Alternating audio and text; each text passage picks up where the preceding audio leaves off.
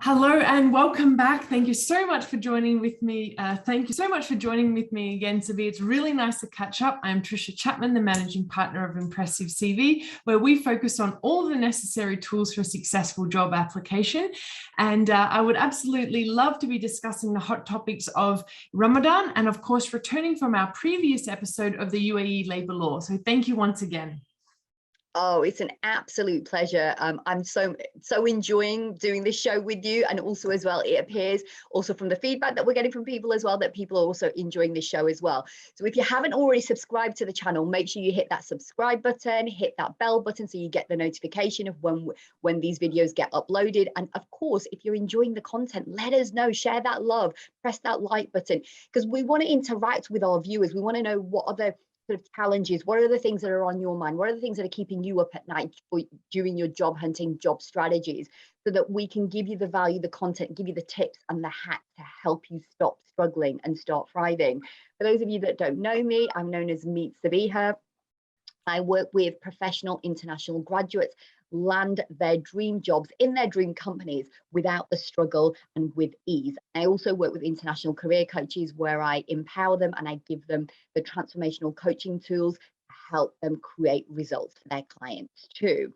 Now, as Tricia said, here's what we've got coming up for you in today's show. We're going to be talking about, obviously, Ramadan is just around the corner. So what does that mean for you as a job hunter or somebody who's living and working in the UAE right now, and you're looking to make that next leap into that next dream role? What does that mean? What will that look like for you? But also as well, we're going to be covering, as promised in our last show, where and by the way, there will be a link to watch if you're wondering what we covered. Tricia gave some amazing tips for those job hunters who are coming, ideally, who are coming into Dubai for the very first time, or those of you who are already there but are now looking to make that next transition. Check out the previous show. Link can be found in the comments below. And we're going to wrap up today's show by looking at the new labour laws. Now, you might be wondering in Dubai, why does that matter? Well, it matters because how you job hunt and the type of work opportunities that will become available to you will be impacted by this. So make sure that you stay tuned right till the end. Now, we are going to be talking also mindset as well. But before I do that, Tricia, I know you've got a great article that you want to share with our viewers today. So let's jump on in on that and you can share, we can get right into some of the tips. So fantastic. Yep, absolutely. So as we all know, Ramadan is around the corner. And I guess it's really important if you are perhaps not someone that's familiar with the practices of the GCC region, and maybe Ramadan something not that you have considered before flying to Dubai. Basically, it's the holy month where the sun up to sundown is where you are completely fasting. And then from the job seeker's perspective, this will significantly reduce working hours and therefore can potentially delay replies in emails or job postings, interviews, etc. So the government of UAE has announced that there is a reduction by 2 hours for the private sector. And then at the end of the day, this means that, organizations are not obligated to be working the full length of the day. So it is important that you are aware of this. If you haven't yet planned your trip to Dubai, or you're perhaps considering to come, in the next 2 to 3 weeks, I would personally be recommending that you start using this time now to maximize your personal brand, getting your mindset ready. And I would definitely love your thoughts on this. And of course, I'm preparing your documents so that when we're out of Ramadan and the working hours have returned to normal, and that the full cycle of the recruitment is ready to begin, that you are prepared as much as possible. I love that. And I love the, Tricia, that you're talking about what people could be doing coming up now. Because as you say, literally Ramadan is round the corner and, sort of got almost a week to go before Ramadan will begin. And so that will have an impact. And people need to consider that, particularly if they were thinking, oh, I'll jump on a plane now, because the world is now opening up. Travel is becoming a little bit more easier, as opposed to what we were facing during the sort of kind of when we were in the full throes of the pandemic. And so you talked there about mindset. Now, one of the biggest differences that I see between my clients who are uber successful and who go out and achieve the goals that they want to achieve with regard to their job hunting strategy, and those who don't quite make it. And it's all about the mindset.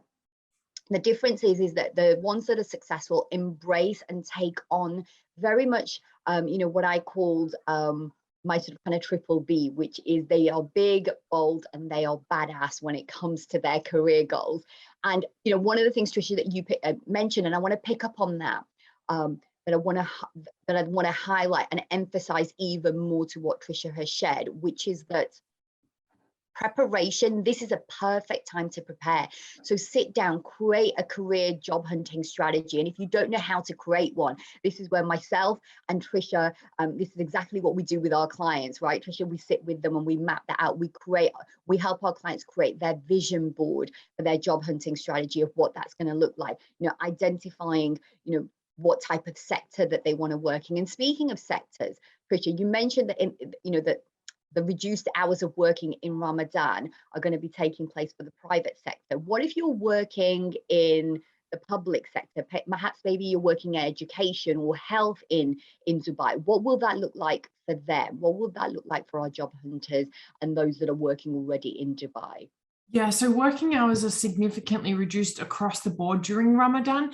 Each organisation in the public sector will have different timings based on, or that's regulatory to their industry. So for example, healthcare, obviously, if you're nursing or in physio, doctors, unfortunately, your hours might not be reduced because, people in the hospital definitely need to be cared for. In saying that, though, a lot of working hours would go, say, 7:30 till 2 or 8:30 till 2:30, but every organization is different. They just have reduced working hours. That's the general terminology that's used. Excellent. So really, whether it's public or private, there will be some kind of reduction in your working hours. And some of you might be watching this and thinking, oh, okay, they're going to reduce my hours. Does that mean my pay will be reduced? Yeah, so what will that look like? No. So pay is not reduced for that month. At the end of the day, people, it's a month of giving and reflection, and it's not something that is taken negatively. And I guess you just need to be respectful as well. So if you're not familiar with Ramadan, you shouldn't be eating or drinking during the day. Of course, they've got a lot of organizations have got designated rooms for those non-Muslims who are not practicing. But just be wary, don't be carrying a drink bottle around, or if you're going to interviews or you do have one, be courteous that perhaps some of those people are fasting. Perhaps sometimes it's very difficult. People's moods may be a little bit different. It is very tough. It's hungry, yeah, right? 100%. So, just be courteous, even though it's not perhaps your religion or your beliefs that you go for, just be courteous of the standards that is around you. I love that. So what, Tricia, so what you're sharing there is just be mindful, ask the question. So if you do, like you said, if you are about to pull out a bottle of water and take a big glug, just ask the person, would you mind, just sort of kind of taking that initiative. I can say personally, as somebody who does, practice fasting in the month of Ramadan, I personally have no issues someone eating or drinking in front of me, but I have to say it is really nice when somebody asks that question. I wouldn't be offended if someone sat in front of me and started drinking on a cheeseburger, but it's always lovely when somebody says, hey, do you mind? Because it shows that you've taken and that they've considered you, and that is a good quality to have, because if you're demonstrating, remember, when you're when you're approaching recruiters or employers or HR professionals, and you're trying to make that first good impression, or even second good impression, or third good impression, this is just one of the very small but yet impactful ways that you can make a good impression. Are there any other tips? If there were like sort of top 2 to 3 tips that you would say about job hunting in Ramadan in the UAE, what would they be, Tricia? I think don't give up. So in general, Ramadan is sort of the down period for a lot of people. It doesn't mean that hiring doesn't happen. It's just perhaps chances are less, and that there are respected hours that you would need to consider, but it doesn't mean that you stop altogether. So I recommend, though, for those people that are fasting, make sure that you maximize your time. As soon as you have broken your fast, if you've got any prayers to attend to, etc., then after you have done all of your responsibilities from that front, your personal approach, that's when you get into it. You're hydrated, you've got some food into you, and you can just get going. And then perhaps, waking up for the morning before you perhaps start your day job, before the hours get lengthy without your food and water, that's when you put in a little bit of time, perhaps, an hour or two before work. And then you can spend the time fully, immersed in your day duties and focusing on what you have to when you're not, fed and watered, as they could say. I love that, because one of the things that, I talk about as well with my coaches and on my programs is, getting into that peak performance mindset. Again, you're hearing us talk about mindset. What can you do?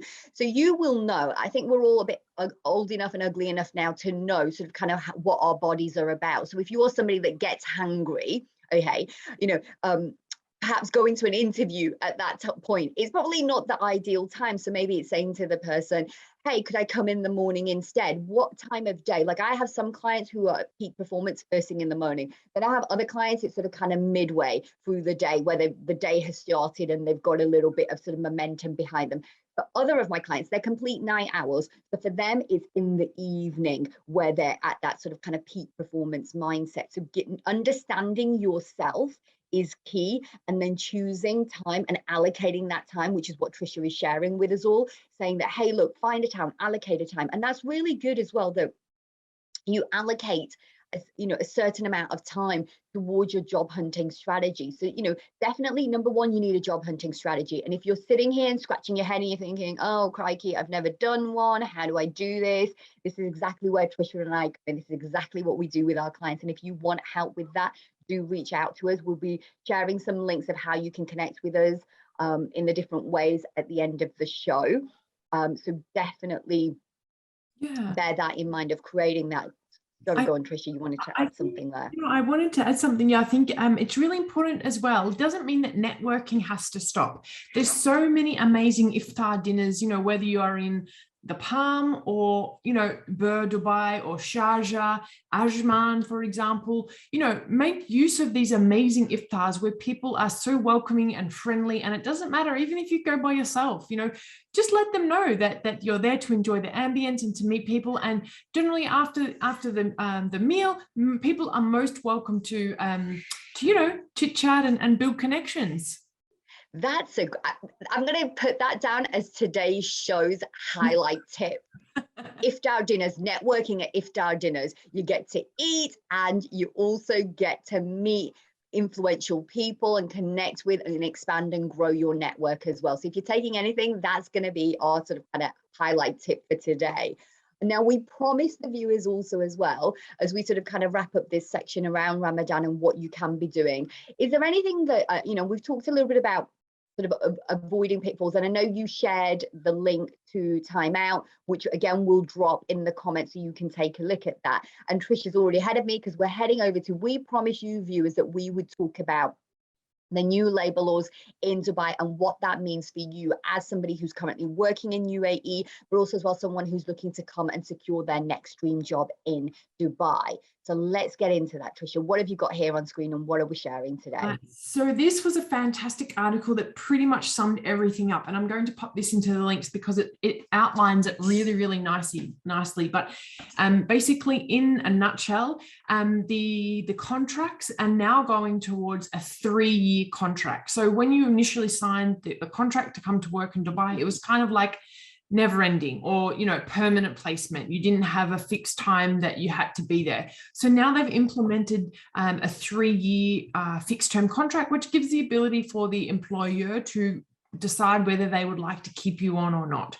There's pros and cons. What are the pros? I was just about to say, what would you say, Trisha, are the pros and cons of that, as opposed to the old way of how it works? What would you say are the cons of a system like this? So I guess, so perhaps maybe I could summarize, and this is again my opinion. It's just that it encourages people to always be, keeping up with best practice standards. You always want to be a high performer, be ahead of your game, because at the end of the day, if that contract's up for renewal, you don't want to be giving the employer any chance to say bye. So it stops you being complacent, getting too comfortable, which is where, and actually when you're in, where change happens and where you thrive is always outside of your comfort zone. So it pushes you, it stretches you, and that's always a good thing, particularly for those professionals who are motivated, ambitious and driven and looking for growth. So I agree. To me, that con almost is like a pro, because the silver lining of that is that you're always pushing yourself, becoming the best that you can be. And why wouldn't you want to be the best of what you do? And if you are finding yourself feeling, you know what, I don't want to be the best accountant, or I don't want to be the best nurse, or I don't want to be the best chartered surveyor, or whatever it is, okay, perhaps then maybe that's another question for another day, which is that maybe you're not in the right career, and that's another lengthy conversation. But go on, Trish, I can see that you've got some really great other tips coming up. What else is there that people need to know? So this one's quite significant, rest days. So I'll just read it word for word because it's really outlines it nicely. So under the new law, employers are not required to implement a rest day on Fridays. It can be any day of the week by the agreement of both parties. So what does this mean? Basically, it's flexibility. So if Friday is not your prayer day, you don't have to take it. If you're perhaps, a mum that needs the time for their children's swimming lessons, then, you can choose to have Friday, as a working day and to have something else off.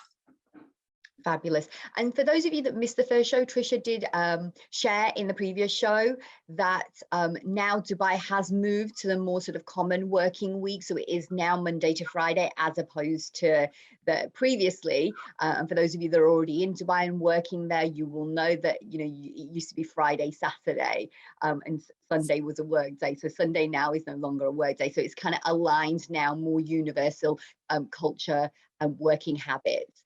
So Absolutely. What else do we have there, Tricia? There's quite a few, but the last one that I definitely would like to personally explain, because I really think that it's fantastic to see that the UAE GCC region is empowering women, because the new law increases maternity leave to 60 calendar days, so 2 months. Prior to that, it was 45 days flat. So they've made a significantly increased amount of days off. The first 45 days are paid in full, with the remaining 15 days at 1.5 pay. Honestly, this is really fantastic, because being a new mum myself, I just can really understand how difficult it would be with just 45 days alone. So I really want to say well done to the UAE on that one. Oh, definitely. I think anything that helps improve family life and contributes financially to making that a reality has to be a good thing. And I also noticed something there about paternity leave as well. So is there yeah, they do have there's, I think it's 10. Just give me 1 minute. I'm pretty sure off the top of my head. Oh no, maternity, I will have to come back to, I think it's that they have I mean, we can't leave the men out. We can't leave the guys out. So what do the guys get? This is what the ladies are getting. You'd think after giving birth and producing life, that would be the least we could get. But it's good to know. But I think the men watching also as well would be curious to know that if they are also, because we do have a lot of viewers that are working fathers. And so it's also good to know as well that what sort of kind of benefit, what sort of entitlement. And Tricia, in talking about all of these sorts of changes, at what point in the job hunting sort of strategy or job offer should people be sort of kind of interested in this or talking to their employers? And how do you sort of, any sort of kind of final tips as we wrap up today's show that you would recommend for how you negotiate and how you talk about all of these new laws? Because maybe perhaps you're working for an employer who isn't quite yet up to speed with what the new changes are, and it might be down to you, because maybe you're in a job right now and you've just realized, because we've just shared that Friday now no longer needs to be the day off, that actually it could be a Monday or a Tuesday or a Wednesday, but your employer isn't aware of this. So how can people negotiate and navigate themselves? Good question. So I think it's really important to become familiar yourself. So make sure you've got the reputable, the approved ministry, labor approved document, and you're not sharing something that your friend sent you on Facebook, or make sure that you've got the official document that you are claiming that you would like to be following. I think it's important that you follow the protocols within your organization for internal reporting. So if that means that you've got a direct line manager, then definitely bring it up with your direct manager, and perhaps have someone from HR within the meeting or copied into the email if you're working remotely, for example. But really following the report reporting structure within your organization, because no one likes it when you just go directly to HR and blibber blabber or accuse when perhaps maybe they're doing a rollout gradually, or maybe that you missed a memo, for example, and it was your oversight. So I think it's important that you've got, the direct labor law copy from the ministry's website, speaking with your direct line manager if you can, and of course copying your HR team representative within that communication. I love that. I love the fact that these tips are really great for those who are already in Dubai, working in a job role currently right now.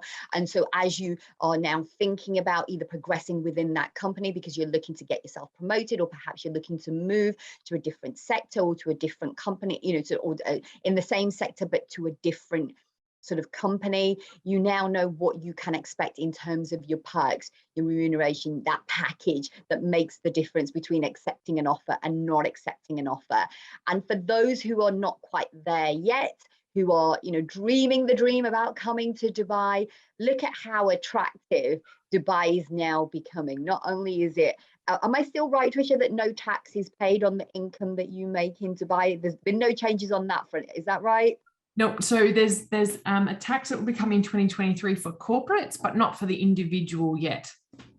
Fabulous. Fabulous. Everyone's got their fingers crossed. Okay, so not only now can you earn tax-free income whilst working and living in Dubai, but also as well now you've got all these additional new labor laws that makes it more interesting, more enticing. Has this enticed you, viewers? Are you listening to what Tricia and I have been talking about here today, and you've gone, yes, you better let us know in the chat box? And as well, what did we cover today that perhaps maybe you didn't know about, that you're hearing for the first time? Or maybe you've heard us talk about the things that we have already before, but it's just reminded you, oh yes, whether it's the mindset stuff or whether it's the new labor laws or the etiquette around, how you should be job hunting, what you should be doing, some of the pitfalls that you should avoid, that Tricia has shared around, sort of kind of food etiquette, but also as well our highlight tip of today's show, which was all around making use of iftar meals, going out there and using it as an opportunity to network, expand your network, because your network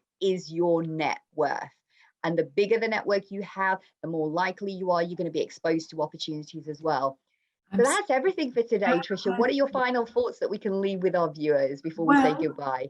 I think just because it's Ramadan, it doesn't mean that, hiring and job searching should stop altogether. Absolutely not. Put yourself in the right mindset and everything will fall into place. I can't wait for our next chat, where I would definitely love to cover salary negotiation and accepting contracts. Fabulous. I'm excited about that. We're going to have some great, amazing tips. So till then, viewers, we'll see you next time. Bye-bye.